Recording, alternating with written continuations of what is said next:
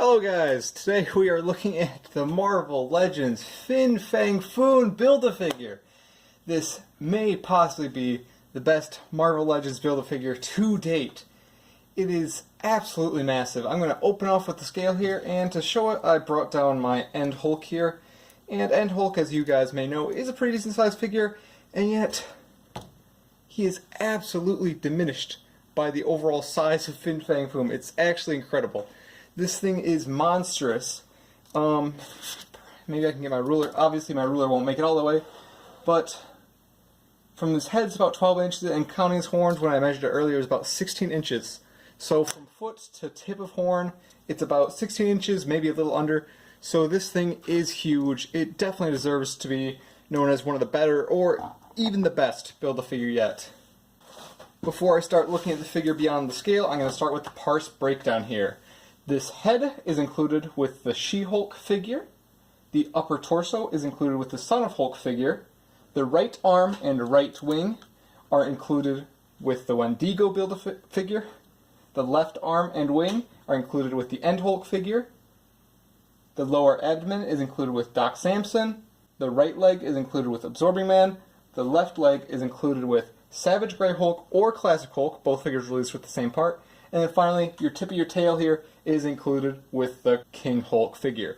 So, if you went through, you bought all those figures, you put together all 8 of your pieces there, you can build possibly one of the best Marvel Legends Build-A-Figures to date. And I know a lot of people make comments about Hasbro not making huge or big sizes Build-A-Figures anymore, which I guess when you look at Mantis and Okoye, it's pretty easy to make that argument. But you just have to remember that they made this monstrous thing. This thing is just huge. It's insane that this was ever Build-A-Figure. And I know Toy Biz had Sentinel and Galactus, but Toy Biz's figures for those were not that great, whereas Fang Foom here came with great figures and a great Build-A-Figure. It was overall probably the best wave of Marvel Legends we've ever had. Now onto the actual figure itself. The figure itself has really good paint detailing, and also has a good bit of articulation. Mind you, a lot of the articulation from below the waist is not really usable, since if you look here, these ball joints, you can't really do much, and especially this knee joint, I don't know why they put it in, I'm sorry, my photo studio is not all that large. This knee joint here, it doesn't really do much since you're going to have it always posed at this zone, so you really don't have much of a knee articulation, but you do have ankle articulation, you do have waist articulation, thigh, hip articulation, and it's really well articulated. I'll look at the articulation here quick though. First you have a ball jointed head here, then you have a swivel neck, ball jointed shoulder, swivel bicep, double jointed elbow here, ball jointed wrist, you have a ball jointed torso, ball jointed hip, just a single joint in the knee, and then you have ball jointed ankle here, which I'll try to show off, but my arm's probably in the way of the camera, I'm sorry. Then finally your tail has 2 pivots on it, this one main one here, and again the second one on the smaller bit of the tail. But really I wouldn't imagine you'd want to move that around too much, since this is kind of sculpted in a way in which it fits really one position really well and others not so much. So yeah. Oh, and there's also articulation on the wings via a ball joint. So both wings can move around, have a good bit of motion here. And you can have them with wings high up, wings down lower. You have a good range of motion there, and the wings do their job quite well. Aside from articulation, we also get this beautifully sculpted, beautifully cast figure. Again, the main appeal of this figure is its sheer size. The thing is just massive, and you can have it. It really looks like a huge dragon monster, as it should. I know a lot of times our huge villains get depicted in a much smaller than they should have scaled, and it really doesn't feel all too great, but with Fang Foom, obviously he's not perfectly sized since he was absolutely massive in the comics. We still get Hasbro's honest best attempt here. As you can see, hopefully I'll get some of this on the camera here. He comes with really good paint detailing. Maybe get him under the light here. Eyes with red, yellow, and a white for the eye. You also have jaw articulation there. That allows him to have an almost closed mouth, or full open, doesn't close beyond this point, unfortunately though. That's good though. Then on your back, of course, you have really nice scales, and here is showing off the wing articulation a little bit more, and also these tail bits here. So beyond the sculpt and paint job, this figure is really perfect. You have really nice detailing on all the fingers here, on all the toes. You have all this nice paint.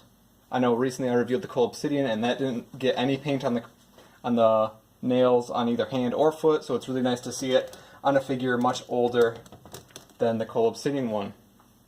And really, this figure is really the go-to for good and great Build-A-Figures. Build-A-Figures should be huge. They should be this thing in which you need to buy 5 figures, not just one that could be alternatively packed as one.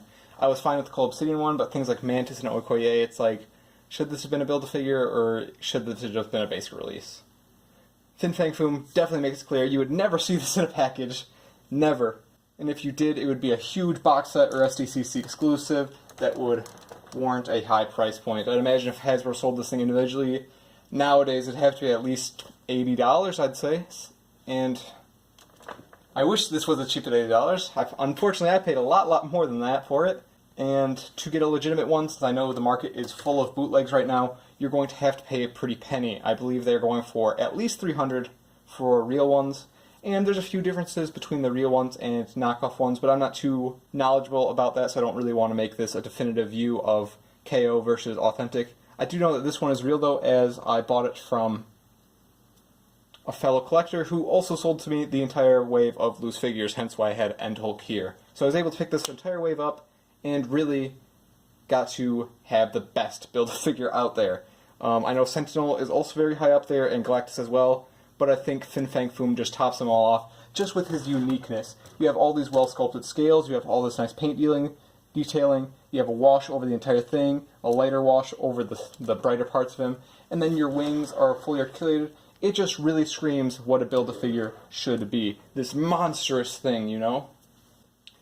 And since I keep going on about why Fang Foom is the go-to Build-A-Figure, it should be readily evident what I'm going to rate this figure. I don't really know what much more to say about it. I've gone over the articulation, I've gone over the paint, the sculpting, all of it is phenomenal. Obviously, it's not the highest end professional work. Obviously, nobody's going to mistake this for a $1,000 statue, but for a standard Build-A-Figure, this thing is incredible. This thing easily deserves the highest score that I can possibly give it, and it gets a 10 out of 10. If I could give it an 11, I definitely would. It warrants going above and beyond the call of duty for a Build-A-Figure, and truly makes for one of the best figures ever.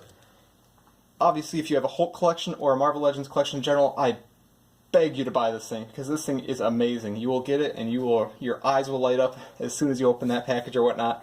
Even if you go for a knockoff, as long as it's somewhat similar to this thing, I'm sure you will still be delighted.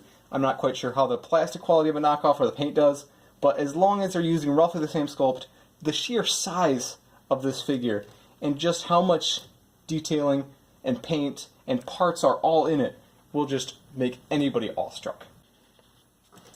This figure is truly what Build-A-Figures should aspire to be, and unfortunately I don't think Hasbro will ever return to this, as it's much more profitable for them to give us smaller size figures or figures more in the 8 or 9 inch scale rather than monster 16 inch figures.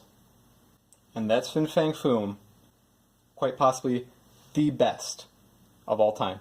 Thank you for watching.